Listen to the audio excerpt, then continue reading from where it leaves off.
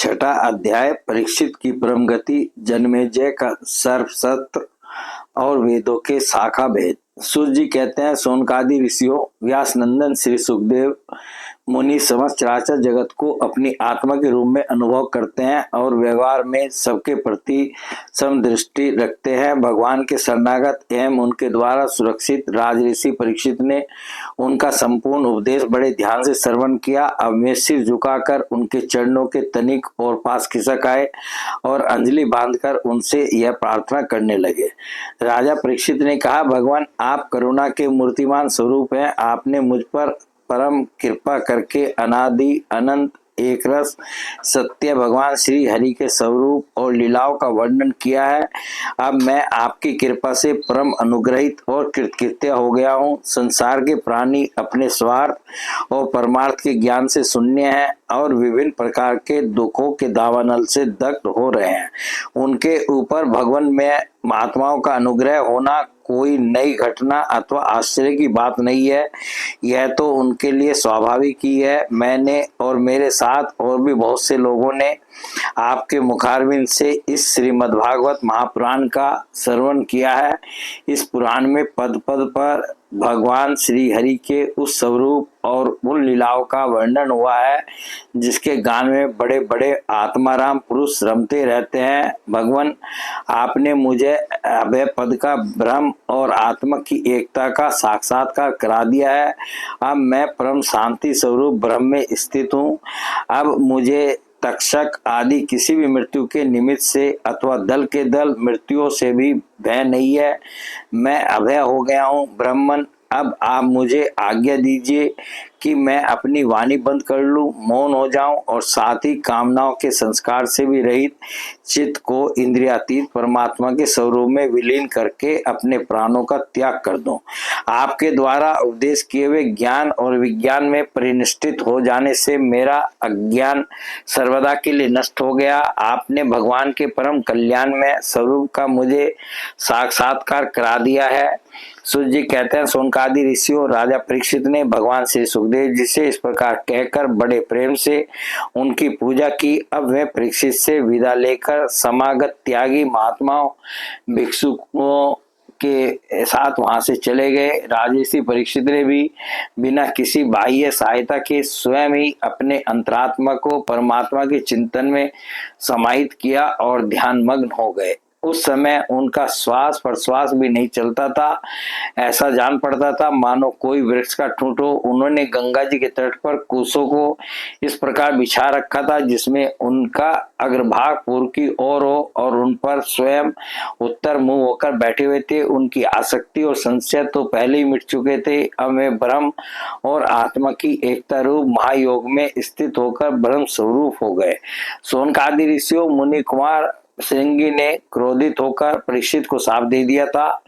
अब उनका भेजा हुआ तक्षक सर्प राजा परीक्षित को डसने के लिए उनके पास चला। रास्ते में उसने कश्यप नाम के एक ब्राह्मण को देखा। कश्यप ब्राह्मण सर्वविष की चिकित्सा करने में बड़े निपुण थे। तक्षक ने बहुत सा धन देकर कश्यप को वहीं से लौटा दिया।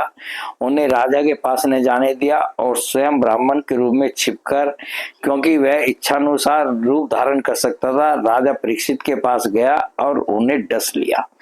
राजऋषि परीक्षित तक्षक के डसने के पहले ही ब्रह्म में स्थित हो चुके थे। अब तक्षक के विष की आग से उनका शरीर सबके सामने ही जलकर भस्म हो गया। पृथ्वी, आकाश और सब दिशाओं में बड़े जोर से हाय हाय की ध्वनि होने लगी। देवता, असुर, मनुष्य आदि सबके सब परीक्षित की यह परम गति देखकर विस्मित हो गए। देवताओं की दुंदुभियां अपने आप बज उठी। गंधर्व और अप्सराएं गान करने लगे। देवता लोग साधु साधु के नारे लगाकर पुष्पों की वर्षा करने लगे। जब जन्मेजय ने सुना कि तक्षक ने मेरे पिताजी को डस लिया है तो उसे बड़ा क्रोध हुआ। अब वह ब्राह्मणों के साथ विधि पूर्वक सर्पों का अग्निकुंड में हवन करने लगा। तक्षक ने देखा कि जन्मेजय के सर्प सत्र की प्रज्वलित अग्नि में बड़े बड़े महासर्प भस्म होते जा रहे हैं। तब वह अत्यंत भयभीत होकर देवराज इंद्र की शरण में गया। बहुत सर्पों के भस्म होने पर भी तक्षक ने आया।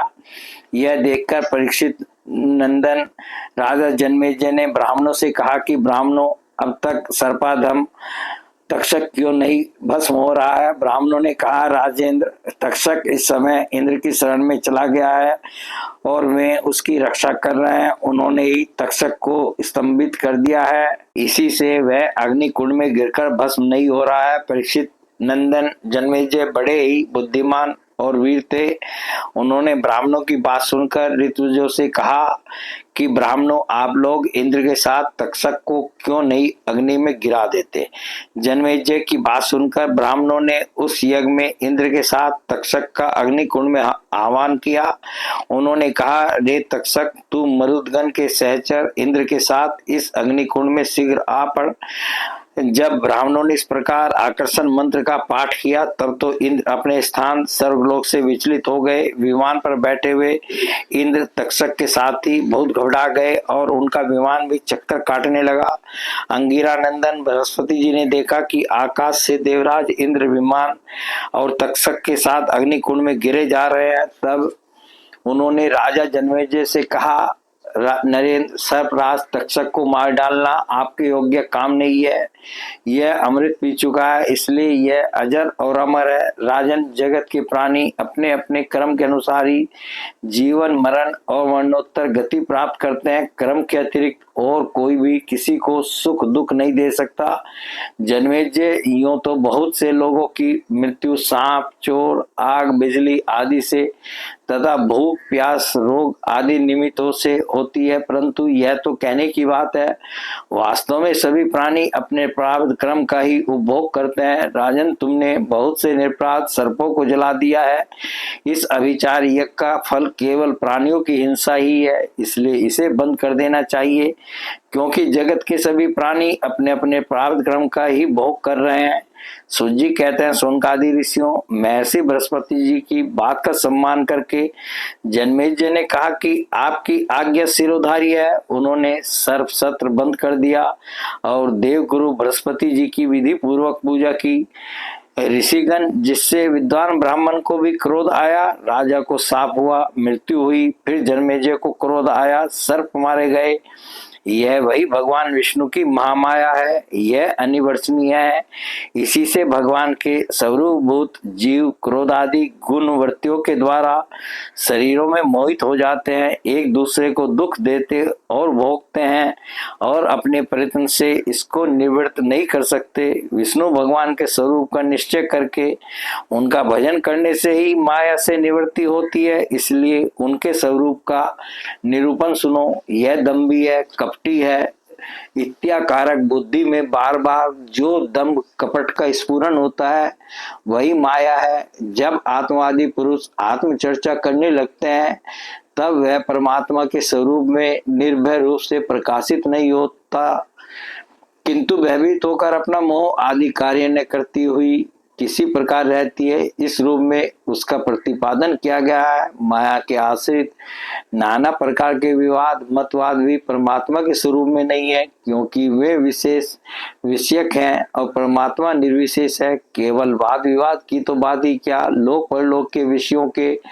संबंध में संकल्प विकल्प करने वाला मन भी शांत हो जाता है। कर्म, उसके संपादन की सामग्री और उनके द्वारा साध्य कर्म, इन तीनों से अन्वित अहंकारात्मक जीव, यह सब जिसमें नहीं है वह आत्मस्वरूप परमात्मा न तो कभी किसी के द्वारा बाधित होता है और न तो किसी का विरोधी ही है।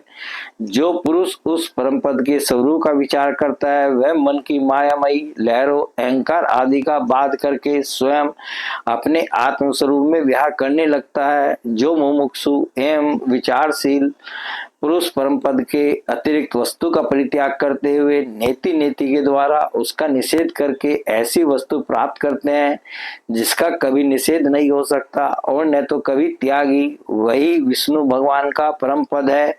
यह बात सभी महात्मा और श्रुतियां एक मत से स्वीकार करती हैं। अपने चित्त को एकाग्र करने वाले पुरुष अंतःकरण की अशुद्धियों को, अनात्म भावनाओं को सदा सर्वदा के लिए मिटाकर अन्य प्रेम भाव से परिपूर्ण हृदय के द्वारा उसी परम पद का आलिंगन करते हैं और उसी में समा जाते हैं। विष्णु भगवान का यही वास्तविक स्वरूप है, यही उनका परम पद है। इसकी प्राप्ति उन्हीं लोगों को होती है जिनके अंतःकरण में शरीर के प्रति अहम भाव नहीं है और न तो इसके संबंधी ग्रह आदि पदार्थों में ममता ही सचमुच जगत की वस्तुओं में मैंपन और मेरेपन का आरोप बहुत बड़ी दुर्जनता है। सोनक जी, जिसे इस परम पद की प्राप्ति अभिष्ट है, उसे चाहिए कि वह दूसरों की कटुवाणी सहन कर ले और बदले में किसी का अपमान न करे। इस क्षणभंगुर शरीर में अहमता ममता करके किसी भी प्राणी से कभी वैर न करे। भगवान श्री कृष्ण का ज्ञान अनंत है, उन्हीं के चरण कमलों के ध्यान से मैंने इस श्रीमद्भागवत महापुराण का अध्ययन किया है। मैं अब उन्हीं को नमस्कार करके यह पुराण समाप्त करता हूँ। सोनक जी ने पूछा, साधु शिरोमणि सूत जी, वेद व्यास जी के शिष्य पहल आदि महर्षि बड़े महात्मा और वेदों के आचार्य थे, उन लोगों ने कितने प्रकार से वेदों का विभाजन किया, यह बात आप कृपा करके हमें सुनाइए। सूत जी ने कहा, ब्राह्मण, जिस समय परमेष्टि ब्रह्मा जी पूर्व सृष्टि का ज्ञान संपादन करने के लिए एकाग्रचित हुए, उस समय उनके हृदयाकाश से कंठ तालु आदि स्थानों के संघर्ष से रहित एक अत्यंत विलक्षण अनाहत नाद प्रकट हुआ। जब जीव अपनी मनोवृत्तियों को रोक लेता है तब उसे भी उस अनाहत नाद का अनुभव होता है। सोनक जी, बड़े बड़े योगी उसी अनाहत नाद की उपासना करते हैं और उसके प्रभाव से अंतःकरण के द्रव्य अधिभूत क्रिया अध्यात्म और कारक अधिदेव रूप मल को नष्ट करके वह परम गति रूप मोक्ष प्राप्त करते हैं, जिसमें जन्म मृत्यु रूप संसार चक्र नहीं है। उसी अनाहत नाद से एकार उकार और मैकार रूप 3 मात्राओं से युक्त ओंकार प्रकट हुआ। इस ओंकार की शक्ति से ही प्रकृति अव्यक्त से व्यक्त रूप में परिणत हो जाती है। ओंकार स्वयं भी अव्यक्त एवं अनादि है और परमात्म स्वरूप होने के कारण स्वयं प्रकाश भी है। जिस परम वस्तु को भगवान ब्रह्म अथवा अपरमात्मा के नाम से कहा जाता है, उसके स्वरूप का बोध भी ओंकार के द्वारा ही होता है। जब सर्वनेन्द्रिय की शक्ति लुप्त हो जाती है तब भी इस ओंकार को समस्त अर्थों को प्रकाशित करने वाले स्फोट तत्व को जो सुनता है और सुसुप्ति एवं समाधि अवस्थाओं में सबके अभाव को भी जानता है, वही परमात्मा का विशुद्ध स्वरूप है। वही ओंकार परमात्मा से हृदयाकाश में प्रकट होकर वेद रूपा वाणी को अव्यक्त करता है। ओंकार अपने आशय परमात्मा परम ब्रह्म का साक्षात वाचक है और ओंकार ही संपूर्ण मंत्र उपनिषद और वेदों का सनातन बीज है।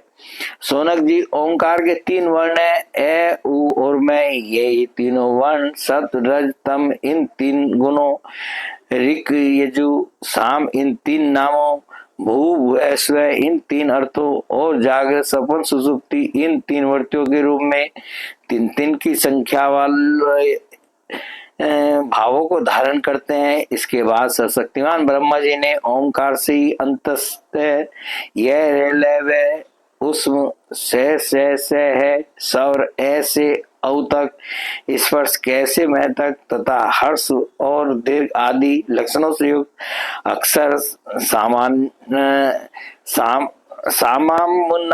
अर्थात वर्णमाला की रचना की। उसी वर्णमाला द्वारा उन्होंने अपने 4 मुखों से होता अर्धव्यू उद्गाता और ब्रह्मा इन 4 ऋतुजों के क्रम बतलाने के लिए ओंकार और विहातियों के लिए सहित 4 वेद प्रकट किए और अपने पुत्र ब्रह्म ऋषि मरीचि आदि को वेदाध्ययन में कुशल देखकर उन्हें वेदों की शिक्षा दी।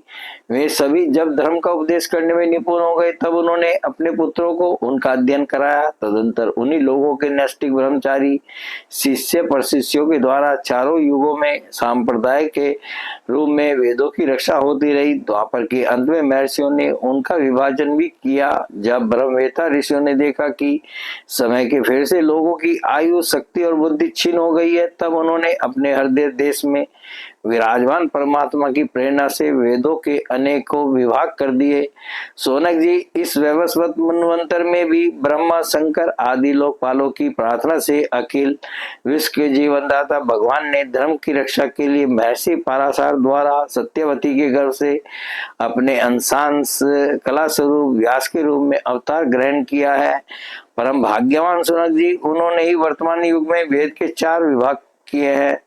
जैसे मनियों के समूहों में से विभिन्न जाति की मनियां छांटकर अलग अलग कर दी जाती है, वैसे ही महामती भगवान व्यासदेव ने मंत्र समुदाय में से भिन्न भिन्न प्रकरणों के अनुसार मंत्रों का संग्रह करके उनसे ऋग, यजु, साम और अथर्व ये 4 संहिताएं बनाई और अपने 4 शिष्यों को बुलाकर प्रत्येक को एक एक संहिता की शिक्षा दी। उन्होंने बृहवर्ष नाम की पहली ऋग संहिता पहल को, निगद नाम की दूसरी यजु संहिता, वैशंपायन को, साम श्रुतियों की छंदोग संहिता जैमिनी को और अपने शिष्य सुबंतु को अथर्वार्गिर संहिता का अध्ययन कराया। सोनक जी, पहल मुनि ने अपनी संहिता के 2 विभाग करके एक का अध्ययन इंद्र परिमिति को और दूसरे का भास्कर को कराया। भास्कर ने भी अपनी शाखा के 4 विभाग करके उन्हें अलग अलग अपने शिष्य बोध्य, याज्ञवल्क्य, पराशर और अग्निमित्र को पढ़ाया। परम संयमी इंद्र परिमिति ने प्रतिभाशाली मांडुक्य ऋषि को अपनी संहिता का अध्ययन कराया। मांडुक्य के शिष्य थे देवमित्र, उन्होंने सोबरी आदि ऋषियों को वेदों का अध्ययन कराया। मांडुक्य के पुत्र का नाम था साकल्य, उन्होंने अपनी संहिता के 5 विभाग करके उन्हें वात्स्य, मुद्गल, शाल्य, गोखल्य और शिशिर नामक शिष्यों को पढ़ाया। साकल्य के एक और शिष्य थे जातुकर्ण्य मुनि, उन्होंने अपनी संहिता के 3 विभाग करके तत्संबंधी निरुक्त के साथ अपने शिष्य बलाक, पैज, वैताल और वीरज को पढ़ाया। भास्कर के पुत्र भास्कली ने सब शाखाओं में से एक बालखिल्य नाम की शाखा रची, उसे बालायनी, भज्य एवं कासार ने ग्रहण किया। इन ब्रह्म ऋषियों ने पूर्वोक्त संप्रदाय के अनुसार ऋग्वेद संबंधी भैरवर्ष शाखाओं को धारण किया। जो मनुष्य यह वेदों के विभाजन का इतिहास श्रवण करता है वह सब पापों से छूट जाता है। सोनक जी, वैशंपायन के कुछ शिष्यों का नाम था चरकार्दवीयु।